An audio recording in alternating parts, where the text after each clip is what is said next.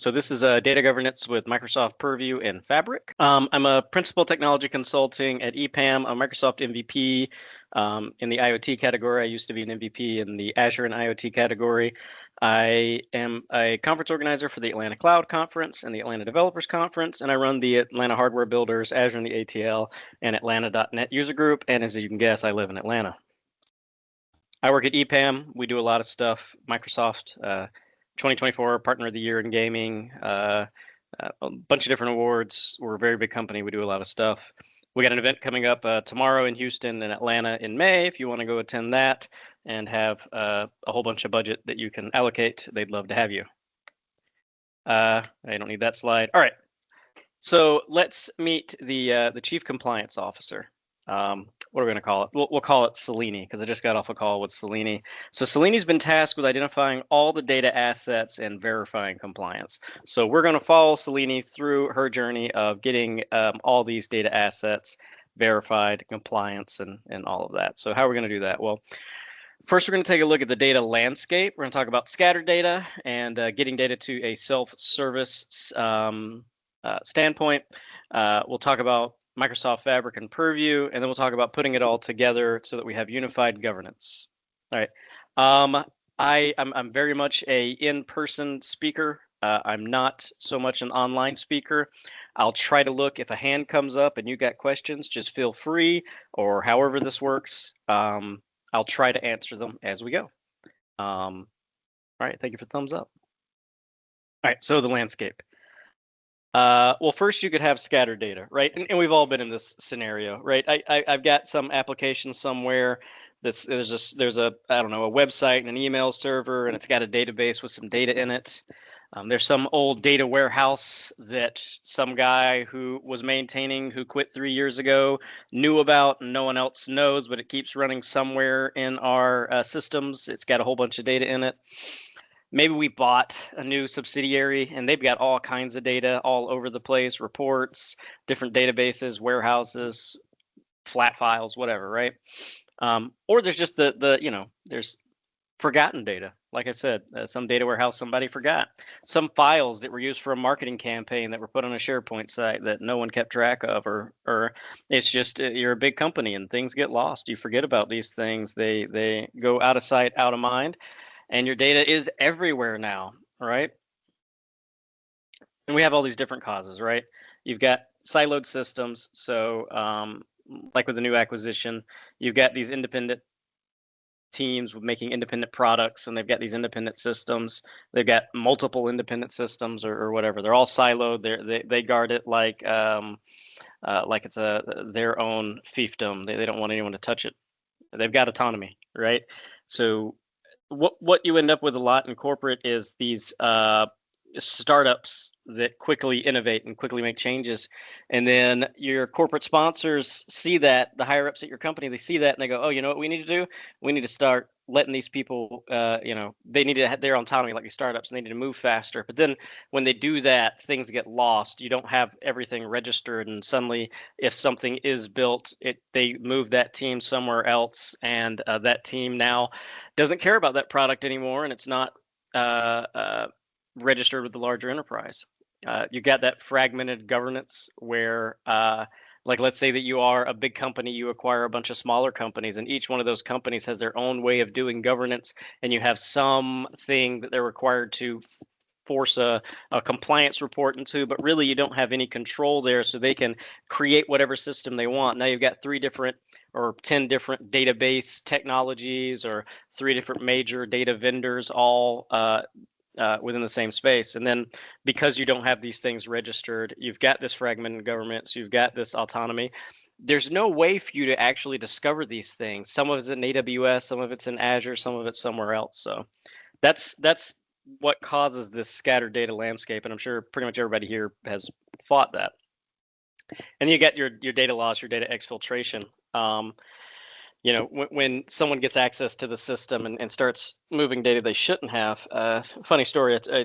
I started off this talk, with all that Atlanta stuff. So when I gave this talk at the Atlanta the Azure Data User Group in Atlanta, I used Equifax as my example. I said, because you know everybody remembers the Equifax hack, right? Like your Social Security, it went out, and your Social Security number and all of your credit history went out. And so I asked the audience, I say, like, who trust? Yeah, because I'm using this letter here. So this was Edward Siegel talking about not the actual breach itself, but the settlement for the breach. The breach of sensitive personal data may be impossible to repair. The second breach of customers' trust may prove just as difficult.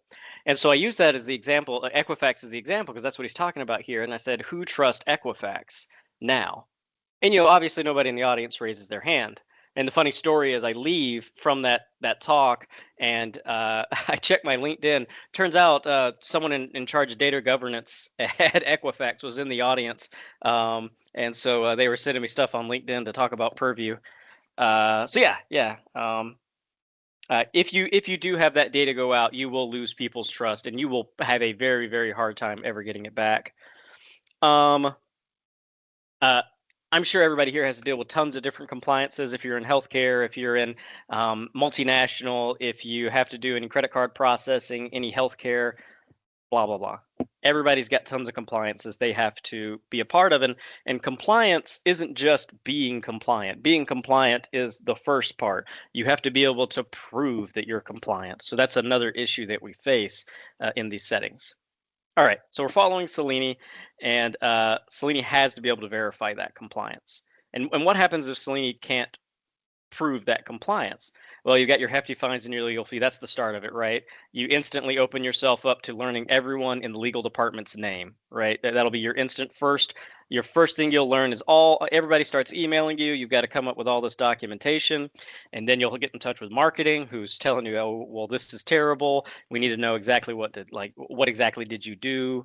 Why did you let this happen? You could be put in a situation where you have to become compliant, and that'll be both cause large remediation cost, and you'll disrupt your operations. Because what's happening is most likely you were told, hey, go ahead, build that thing, hurry up, hurry up, get to production, go go go go go.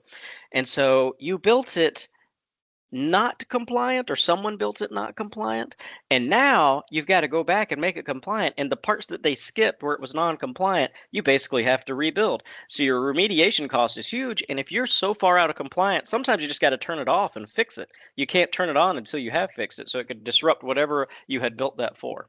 So got to be compliant, got to be able to prove it. Okay.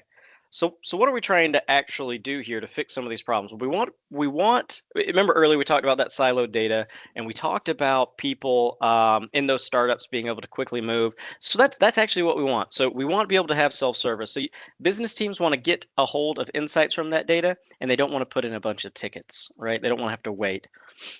Like I said with the startups, some startups out there disrupting, they're moving fast, they're breaking things, and your higher ups see that, and they want you to go out there and do the same, but you can't break things, but you have to be as fast. And then finally, probably everybody on this call, wants to be able to explore data themselves. You don't want to have to submit 5 tickets to go look at someone's data set, just the metadata, and realize that that wasn't what you were looking for.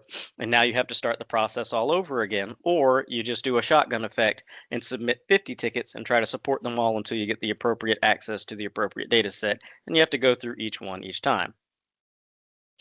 I figured everyone knew the definition of self-service, so I asked ChatGPT to put the definition, as if you were a pirate. So this is the definition as if you were a pirate. All right.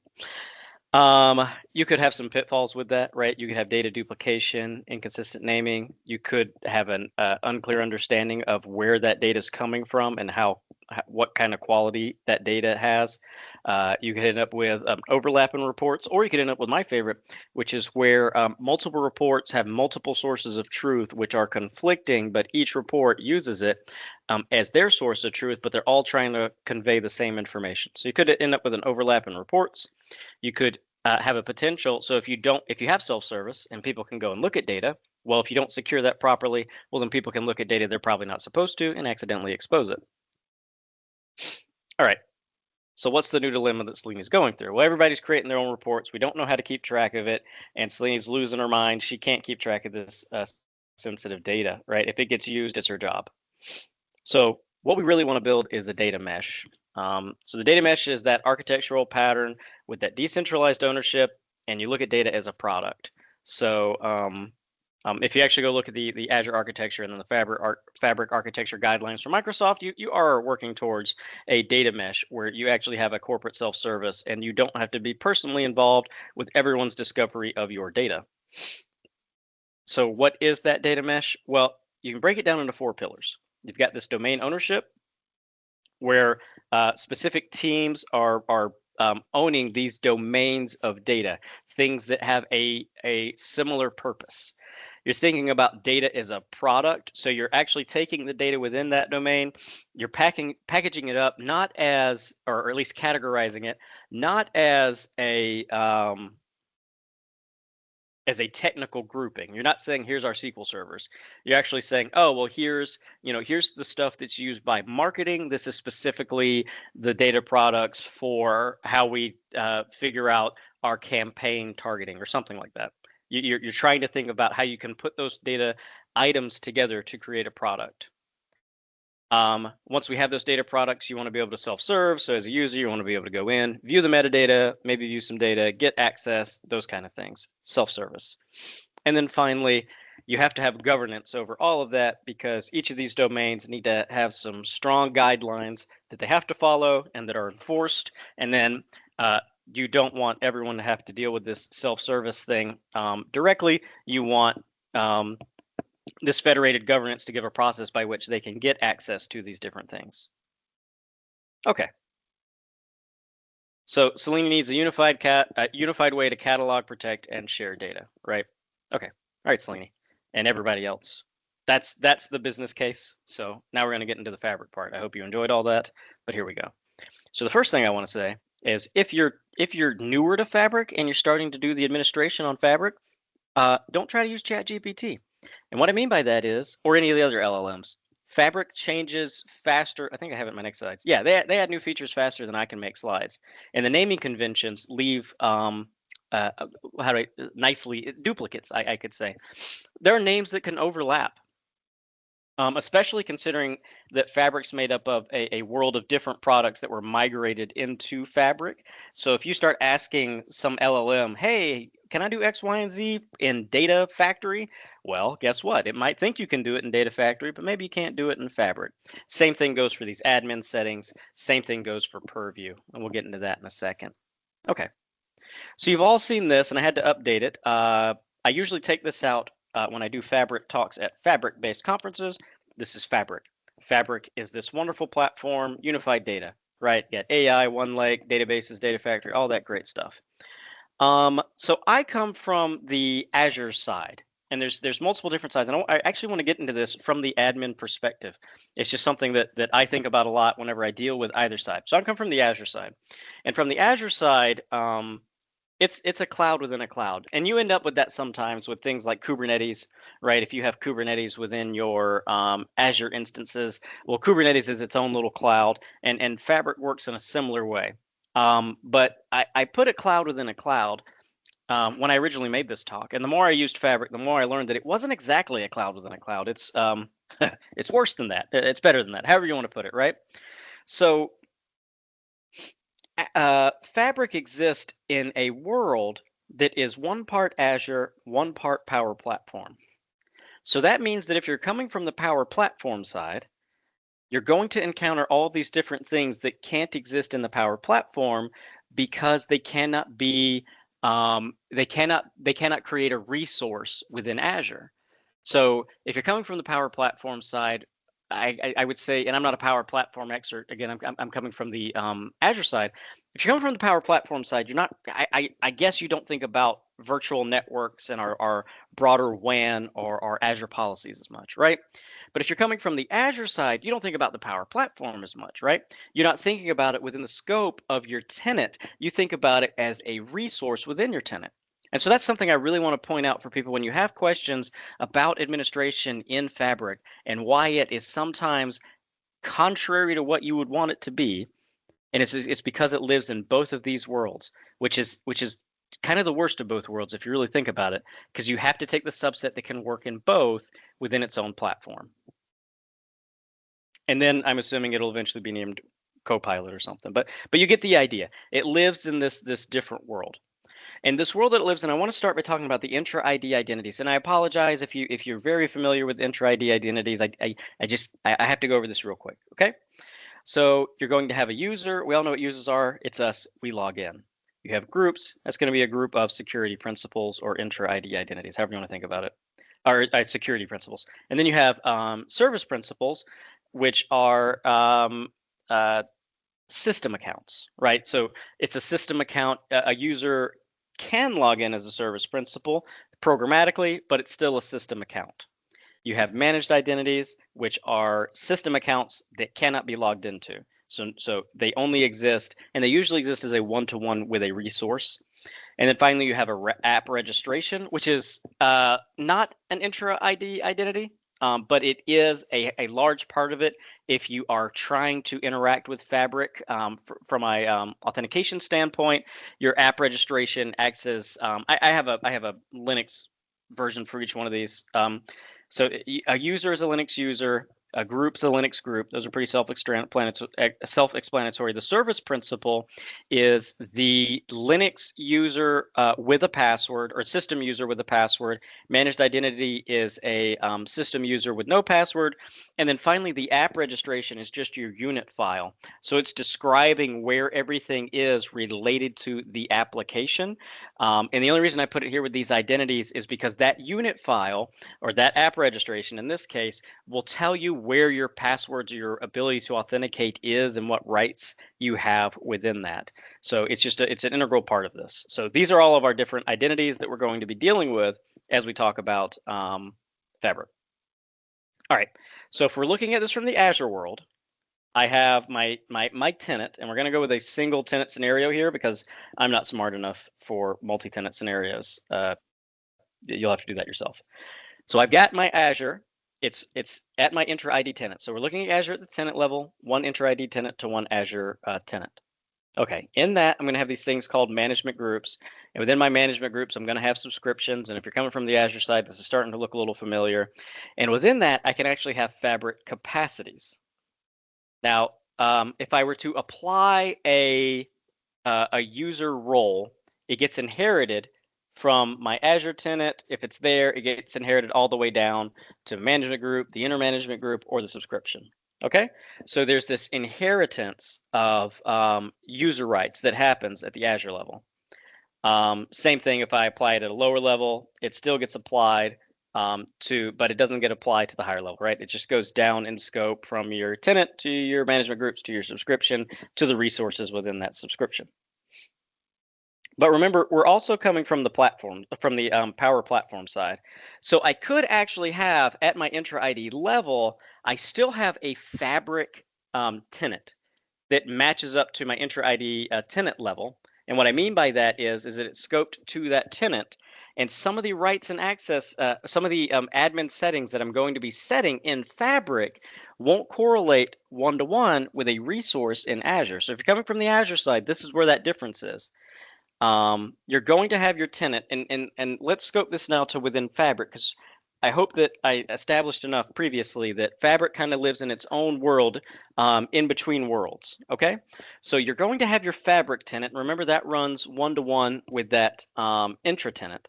So you're going to have your Fabric tenant, and underneath that Fabric tenant, you're going to have your workspaces, and you're going to have possibilities of domains. Now, I showed you on the Azure side, when I do my access rights, there's an inheritance. And by the way, underneath your workspaces are your items. And I'm not using that term because I can't think of the appropriate term. I actually looked it up. They just call these items. So the items underneath your workspace. So if I were to look at this, I'm at my intra-ID level. But if I start applying access rights, the only inheritance that really happens is at my workspace to item level. I don't really have this tenant-wide access right inheritance, and I don't have domain access right inheritance. What I have is just inheritance from the workspace to the item level. Okay. If I do start assigning things at the domain level, and domain is in my mind, and again, I'm just telling you how I see the things when I deal with them. Domain is more of a power platform style of concept, because in the Azure side you're going to have capacities, and you can still have domains so that you can scope things to the domain level within Fabric. But I just think about it as more of a power platform thing, and I only say that because it allows you to set up like this custom UI. You can add your own banner image and stuff like that, and you can scope these workspaces within that domain. But it doesn't have this access right inheritance that you can easily have all the workspaces working on the domain. This is usually the part where I ask, do you have any questions? Because I don't know if that's the clearest explanation of the identity in Fabric, but I'm not the best online presenter. Okay, so we looked at the tenant and we looked at how that works at every level. Right, we've got this tenant. And that's the highest level role. The tenant admin has the highest level role with full control over all the global settings, policies, and resource management in that tenant, right? Okay, so that's our resource admin. And if you really think about it, if we talk about inheritance of role-based access control, it's not inherited in Fabric, but if you are the admin, you can then go and start giving yourself all kinds of accesses that you need. Then we have the domain admin, and the domain admin works a little differently. So the domain admin they have access to the domain tab in the admin portal, but they can only see and edit the domains that they're admins of. They can update the domain description, define and update the domain contributors, and associate workspaces with the domain. So that's what the domain admin can do. So again, you've got this tenant. You've got this domain admin. The tenant admin and the domain admin don't really have a relationship, except that the tenant admin can change domains. And then you have your workspace roles. You've got your admin, your member, your contributor, and your viewer. And I believe we're getting a little more fine-grained controls. If I were to sit here and try to tell you for these workspace roles what they give you access to, at some point I would be lying to you, because I have to check every time. So if someone's in Data Factory and they need a specific right, I got to go look at what role they fall into, because sometimes I get it wrong if I were to guess.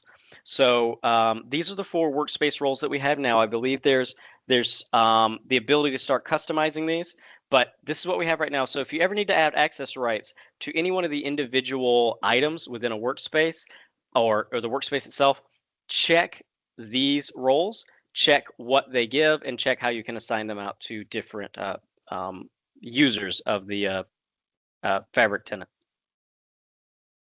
And again, that is the only one that has a sort of inheritance. Really, you're just applying it to the items underneath the workspace, but you still have it. Okay. I talked about these different identities, and I want to throw this one in here that's in Fabric that kind of needs to be called out, and it's the workspace identity. And the workspace identity is a service principal, but I throw it out here because the workspace identity is a very helpful feature. And when you create a workspace, you can have this identity. So if you're looking at it from an automation standpoint, the workspace identity is a service principal, but this is the one that you would use if you want to start setting up things that interact with your workspace programmatically. That was my fault. I didn't mean to change slides. I accidentally tapped my touchpad. But anyways, that's the one that you would want to change. And something I don't know, I'm just talking to you now. Something interesting, because you don't live in the Azure world and you don't live in the Power Platform world, that happens is because you can create this workspace identity, and I'm talking to my intra admins, I guess, at this point.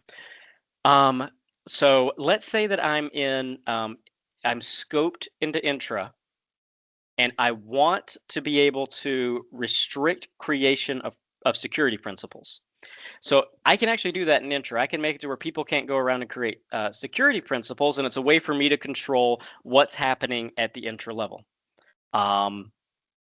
Interestingly, in Fabric, when I go in and I create these workspace identities, if I Jared go in, or who we follow, Selene, if Selene goes in and creates a workspace and has it create this workspace identity, Selene is not the one that creates the workspace identity. It actually uses a intra service, I believe, on the back end that is done by Fabric itself. So it's hard to lock down the creation of workspace identities. So that's just an interesting little tidbit If you're in the intro world, there are these workspace identities. If you're just in the Fabric world, it's a great little helper to add in. And it is a service principal, and it's how you can start your CI/CD and a few other things per workspace.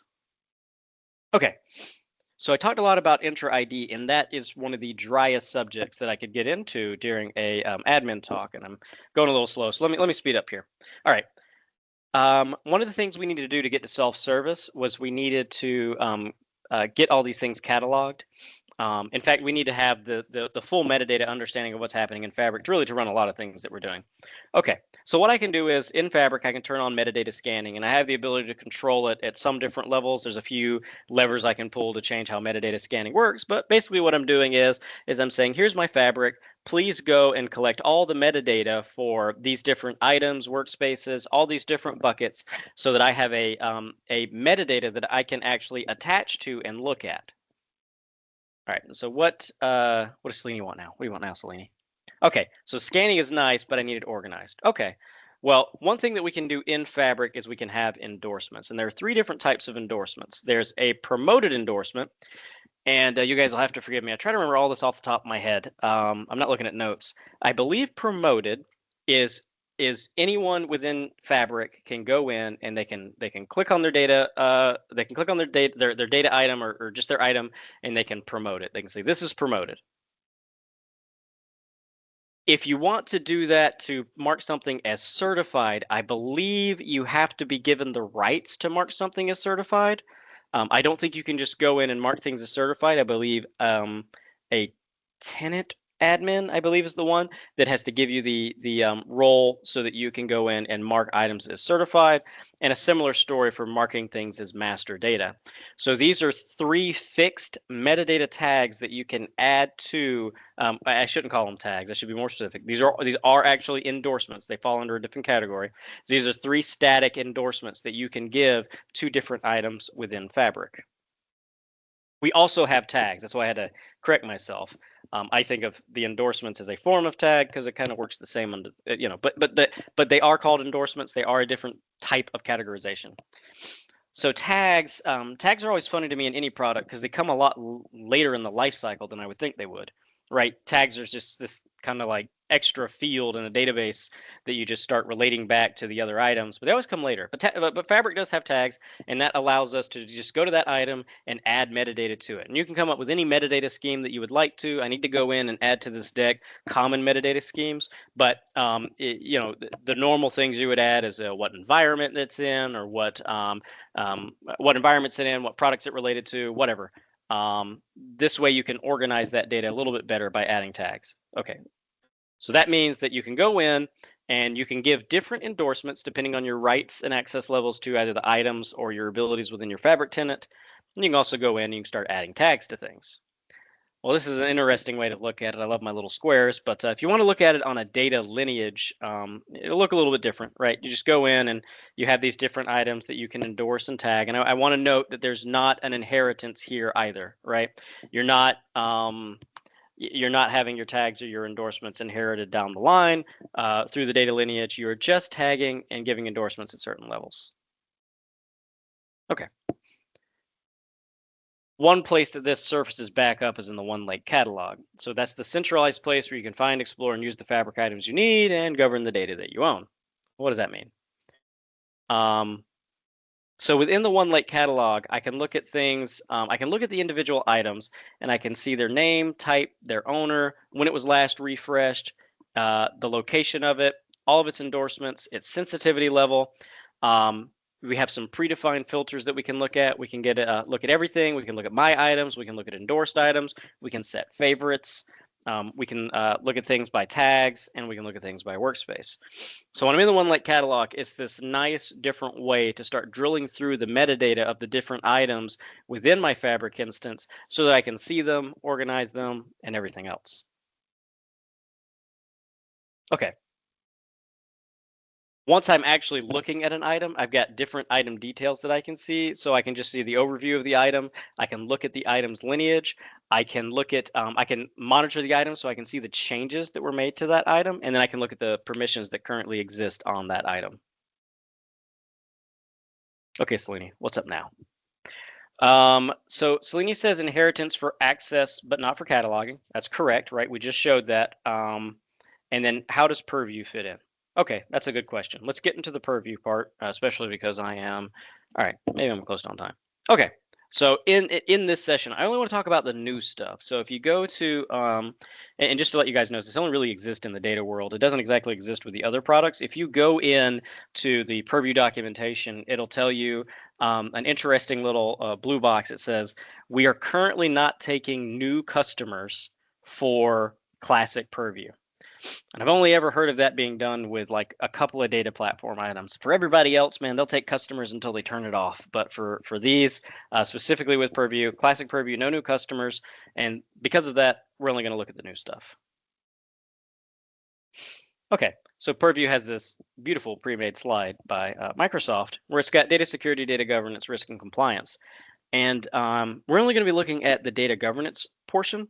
And I want you guys to understand that Purview, Microsoft Purview, is another one that I could do a whole other talk where I show you how many different worlds it lives in, because it lives in the M365 world as well, which gives it a very different sort of tenancy and control and resourcing type as opposed to something that's created in Azure itself.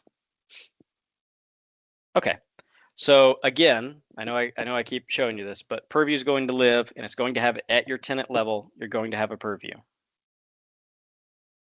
Underneath that, what we're going to look at is first the data map, and then we're going to look at the unified catalog.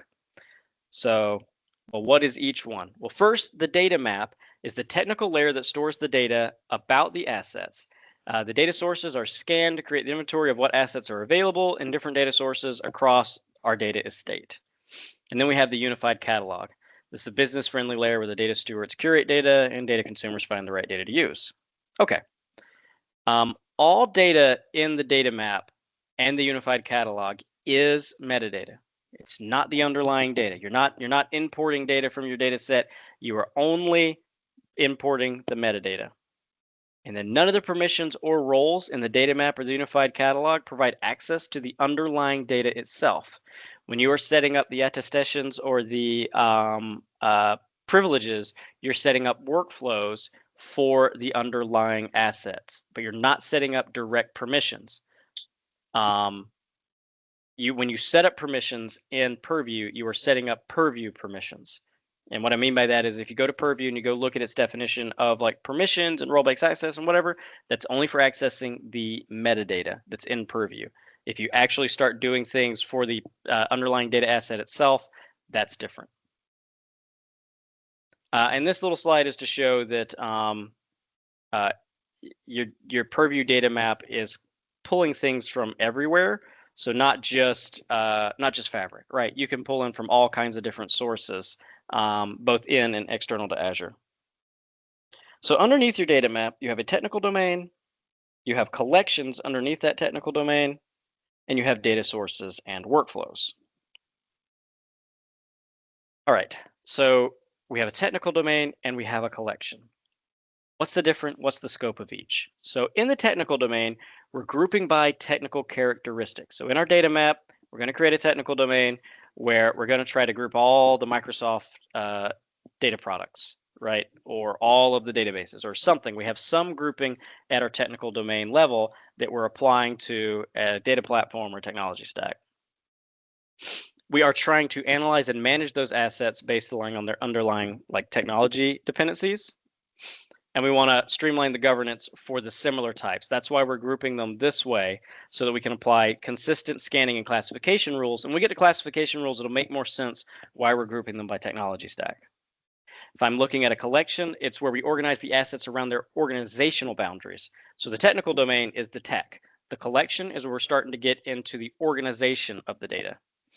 It allows more granular control of the access permissions based on the team or the business unit, and you can facilitate the governance strategy by grouping the assets according to how business uses them or owns them. A data source can only be in one technical domain or collection uniquely. It cannot exist in two separate places, so you can only have it in one place. So as you start organizing these technical domains and collections, think about it in those terms. I need to have things organized where they will only exist in one place uniquely. All right. In these data sources that I'm adding to these collections or technical domains, I've got three major things that I can do. I've got classification, I've got lineage, and I've got the meta model. So the classification is a way of categorizing data by assigning unique logical tags or classes to the data assets. Classification is based on the business context of the data. They've got 200 built-in classifications and the ability for custom classifications. So this one is I'll show you some to kind of get it like what these are. And I don't even go through where I go through each one because it kind of, you got things like world, cities, and countries. Boom, I got locations, I got names, so it can start to classify those. A person's age, perfect. It'll classify this person's age as an age. ABA routing number. But then when they say they have 200 plus, I feel like that's a little hand wavy. Because if you actually go through the list, there's a few that are really useful.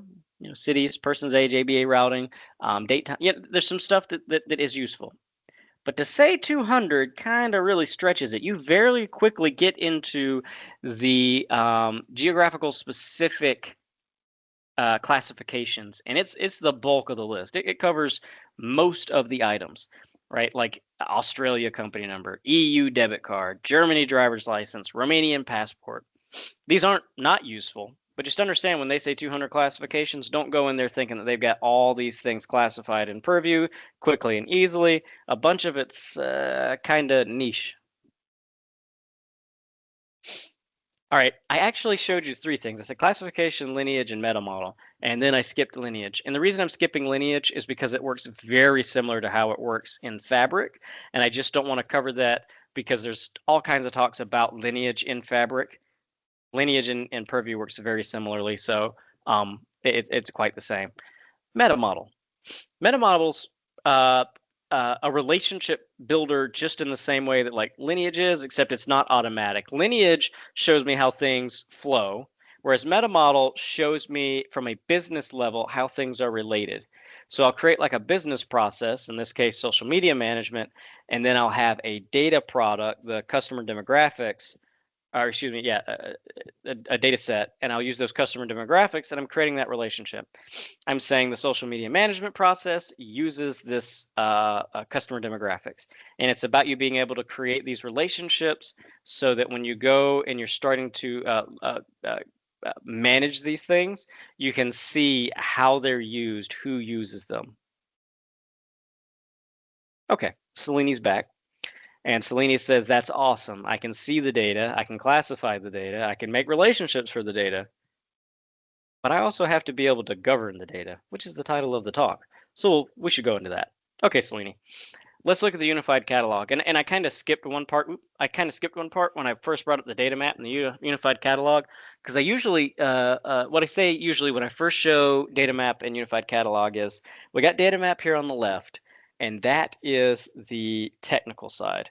That is the world that most everybody on this call lives in, where they live in a world where they have to worry about columns, rows, dimensions, or whatever your world is from the technical side. The unified catalog isn't so much the technical side. Maybe if you're an admin, you'll have more unified catalog. But the unified catalog is definitely much more of how the business sees its data. And it does that by having these governance domains. Within those governance domains, they have their data products, and they also have data estate health. So those are the three things we'll look at underneath the unified catalog. I want to show this one because I showed the earlier one where we had a bunch of Microsoft stuff coming in, and I need to update this one. I hate to keep derailing for my what I think are funny stories. Funny story, I actually kept this in there because one of the Microsoft employees was at one of the talks I went to, and I had noticed that Snowflake was specifically left out. And I thought that was funny, and I thought I'd keep the slide in to bring it up because it does show, right, we've got Google BigQuery, S3 from AWS, and Snowflake. So just letting you know that Purview works across these different product groups, not just Microsoft products. I go to FabCon and I'm watching the keynote, and this exact slide comes up, and it's got snowflake icons. And I was like, huh, that's funny. The snowflake icons are back in there. I wonder why. And right as I get through thinking that, he turns and he goes, and here's the VP of product from Snowflake. And I was like, oh, okay, that's why. So whatever they were having problems with Snowflake, they've worked it out. So I need to update this slide to add those icons in because Fabric and Purview and Microsoft are as friendly as two enemies can be with their products currently. Yeah, again, here it is. IT data, that's not what we're talking about here. We're talking about the business's look. The unified catalog is how the business sees this data. So let's talk about the governance domain. It's a logical grouping focused on managing and enforcing data governance practices such as ownership, access policies, and uses guidelines for a specific set of data assets. Okay, so what does that mean? Well, underneath the governance domain, we'll have these business concepts. So we'll have the data products. That's what we'll talk about. We can have glossary terms, which we'll skim over, and then OKRs and critical data. We're going to ignore those for right now. But those are the four things for business concepts under your governance domain. And then you've got 5 kinds of domain types. You've got functional unit, line of business, data domain, regulatory, and project. And for these governance domain types, I need to play with them a lot more. From what I can tell, they are just static tags. So you can choose from these 5 tags that are your governance domain types. It doesn't actually change your workflow. From what I can tell, they're all the same. I need to play with it a little bit more, so don't take that to the bank. But I do believe they all are the same. They are just static tags. These business concepts, very different thing. They are a whole built out functionalities. So a data product is a group of data assets, your tables, your files, your reports, packaged together to an enterprise that provides assets with a use case to be shared to data consumers. So on the data product side, we were grouping things technically because those classifications needed to be working on similar product sets, right? So that way we have classifications, the meta model, lineage, all those things are working on things that are technically similar. Here we're thinking about it a little bit differently. We're thinking about it from how the business would like to see these different things. So within that, you've got 6 different types of data product: data set, master data and reference data, the business system and application, the model types, the dashboards or reports, and operational data products. And I'm not going to spend much time on these. I believe these are also all, again, static tags. When you create the data product, you're going to pick one of these, and it'll be something that you will filter and sort by. I do not believe it changes the underlying workflow as you register the data product and assign privileges and everything else. Okay. So the data product is going to give us the scalable data context. And what I mean by that is we're starting to group things from a business point of view. So we're grouping these different systems all together. That means when we apply things, there is that inheritance and things can actually work as groups. And I'll show you a little bit more as we go forward. Same thing for the scalable data governance. They're all grouped together. And then that allows us to give these access policies at these group levels. So let's actually take a look. First is the policy. So a policy is an administrative property of a data product and glossary terms containing permitted access, approvals, requirements, and digital attestations. Anyways, so the policy works a little bit differently for the data product as it does the glossary term.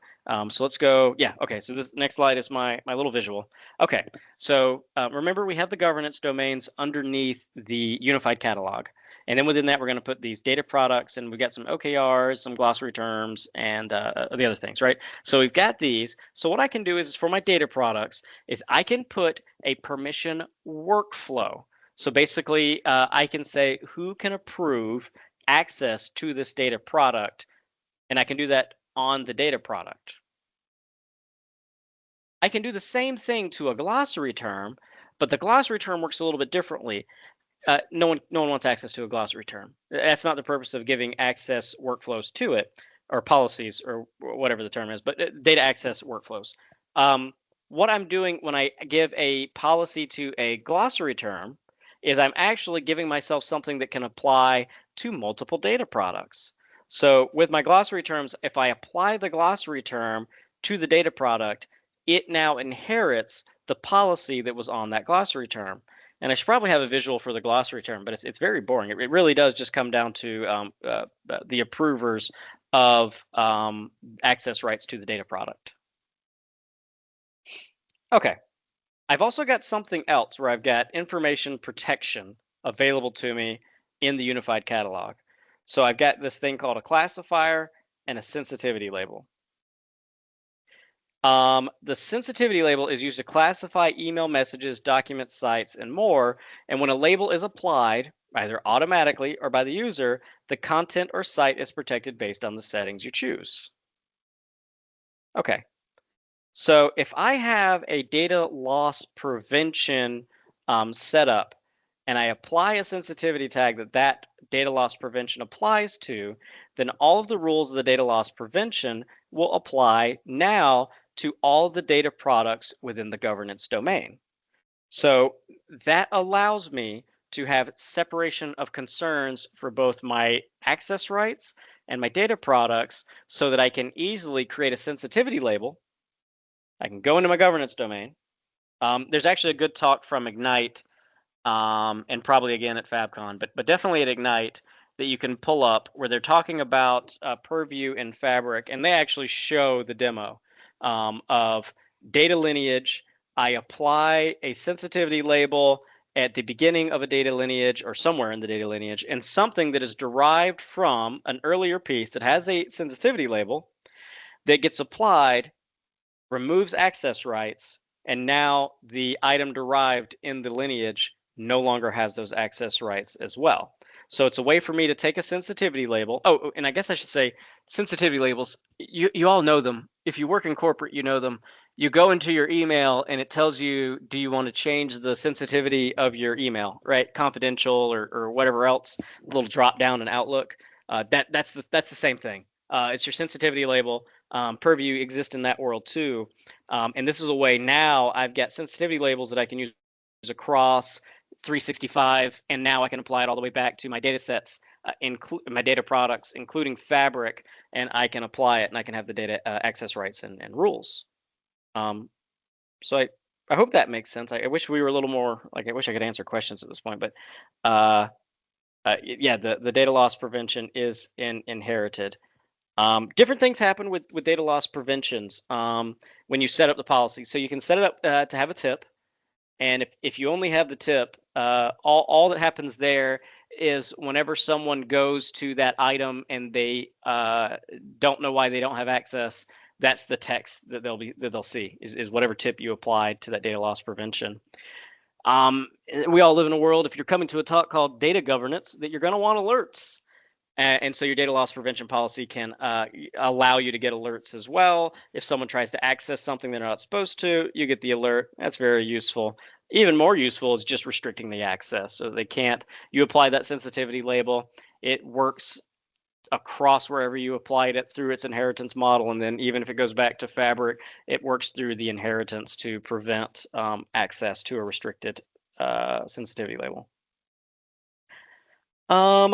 I need to work a little bit more on discovering exactly what Purview Hub for Fabric is. I don't know if it's out of preview yet. I should have checked. I've done this talk a lot, and it's still not out of preview, but it is a nice one-stop and shop for administrators and data owners. You get a different visual there, but it's porting in the Purview information about the Fabric instance and showcasing it to you in nice in Fabric in one nice little place, so that you can see all kinds of different things.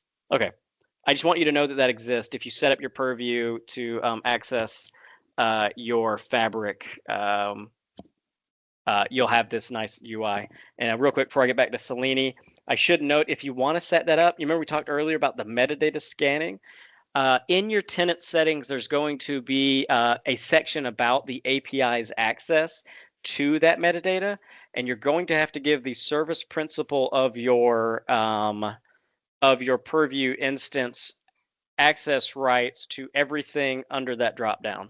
At least I think. I think there's a new item that was added in preview. Maybe not that one. It was added after I did all my tests, and they add features real fast, so I don't get to try everything again. My Purview isn't broken, and I haven't toggled that on. But there's 3 other ones where you need to give an external API access to the metadata for both your Power BI and your metadata scanning within Fabric, so that it can properly build the metadata on the Purview side.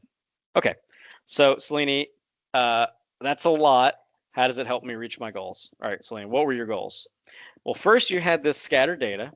Well, we talked about that, right? So in Fabric, I can start having my tags and endorsements so that I can at least track it at just the Fabric level. I can start tracking exactly what I'm looking at, right? I can start categorizing and endorsing things. So I know what my master data is. I know what items are supposedly have good quality or at least are endorsed by their teams, and I can see that. At the uh, purview level, at my purview level, I've got my sensitivity labels and my classifiers so that I can look at different items, and I've already got them set up with my data sources and data products where everything's grouped together. For compliance, Fabric and Purview both have compliance with multiple different things. You can check the Fabric compliance, and then Purview has its own compliance controls as well. Yeah, Fabric, pretty much everything listed in this chart, except for the few that aren't checked. So you're heavily compliant by Fabric, but not everything is immediately compliant just because you did that. Compliance is a much larger story. For data loss or data exfiltration, well, we've got the metadata scanning where we apply different role-based access controls. We've got the different endorsements and tags, so we can organize, we can give role-based access controls, and we can monitor these different items in Fabric. If we add in the purview portion, well, now we've got our sensitivity labels and our data loss prevention policies, so that we can prevent access to these different things dependent on who's allowed to see what kind of sensitive data. Well, I got my self-service, the pirate definition. For my self-service, I can actually go into the unified catalog. I wish I had more time to showcase this, but you can actually, once you get all this set up in the unified catalog, you can go in and you can search those data products. Again, another one from Ignite that's very good, and the Microsoft Learn is very good at showcasing this. But it actually uses AI, and I'm going to put in quotes, you can't see, the AI accelerated search. So it's context aware. You start searching for something in the data product list, and it'll give you a very good match as to what you're searching for. And once you're in there, all of these different policy workflows that we built for accessing it, they can see the metadata that you've exposed, and they can request access to the data product through the unified catalog. So that's your self-service right there. Checking my time just so I know. Okay, I can tell this one. Just so you know, when you're doing this way, where they're getting their access rights and you're controlling it through Purview, if you've done this a while, you'll be thinking in your head, but wait, what about? And there's these scenarios where it doesn't work perfectly, and that's because things do exist outside of Purview and outside of the control of Intra, where it can't do everything. So like if you have a SQL server and you have an admin in that SQL server and you start doing these sensitivity labels in the governance domain, well, there's nothing really that Purview can do about that admin account. It still exists, right? Because it exists in SQL Server. It doesn't exist in the Intra ID or that backplane. So understand that there are ways that this doesn't cover everything, but also if you're going to use Purview, you'll probably use some sort of policies outside of maybe Azure policies or something to enforce the standards for what accounts can exist and what kind of products. Anyways, and then we got the data mesh that we're trying to build. And that was, again, in that unified catalog where we had self-service. In Fabric, you don't get as much self-service, but you do get a look at all these different workspaces, and you can see what's endorsed and what's tagged. And then also you have your self-service within, or your data mesh within Purview, because you can actually search and request access and see metadata, all those kind of things. Okay, so what do we talk about? We talked about the landscape, the scatter data, and the self-service. We looked at Fabric and Purview's features that allow us to create a unified governance and self-service using those products. All right, so hopefully now you and Selene want to go check out some videos from Ignite, and they want to check out Microsoft Learn for more info, because I know that this was at a 10,000 foot level. These products have a lot of different features and a lot of different things you can do in them, and they add more and more every day. So go ahead and try to watch those, get caught up, and get more in depth than what I could cover in this talk.